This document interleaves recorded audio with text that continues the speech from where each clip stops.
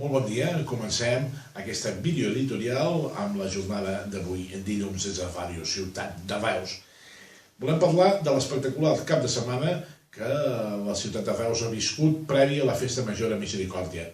Moltes activitats han omplert els carrers i els indrets de la ciutat per viure ja l'ocupació del carrer per part d'una societat civil organitzada que sempre està al punt per participar en les coses que es fan a Reus.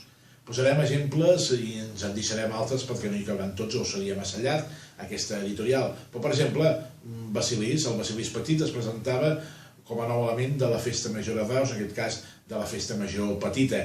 També de Misericòrdia us hem de recordar la trobada de gegants i el 60è aniversari dels gegants japonesos de la ciutat.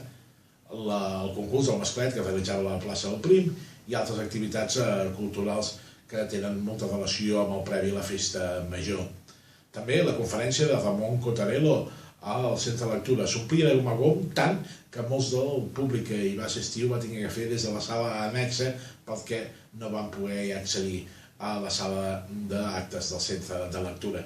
Aquest és un exemple d'una societat civil organitzada, també una societat econòmica organitzada realitzant l'Expo Vermut, la primera fira del vermut i l'aperitiu internacional que realitzava a la plaça de la Llibertat, amb quasi bé 30.000 consumicions venudes. Com podeu veure, no parem a la ciutat i no parem ni ells paren, la gent que està al capdavant de tot aquest tipus d'activitats.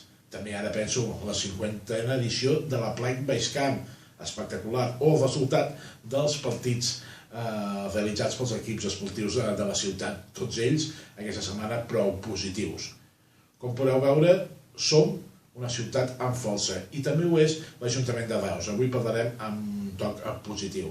Per exemple, l'Ajuntament de Reus ha col·laborat i ha fet mans i mànigues perquè aquests actes es realitzin i tinguin l'aportació econòmica corresponent, si és necessària, per part de l'Ajuntament.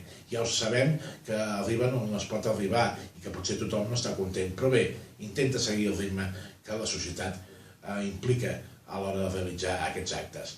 Entre altres coses, el diumenge, Canal Reus Televisió realitzava la trobada dels elements festius fets per tu, una clara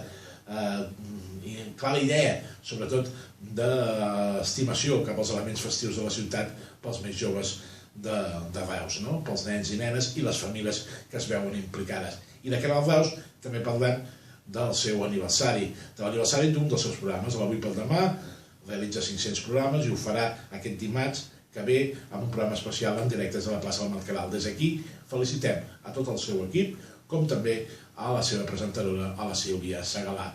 Reus és així, les coses segueixen endavant i la ciutadania col·labora amb elles.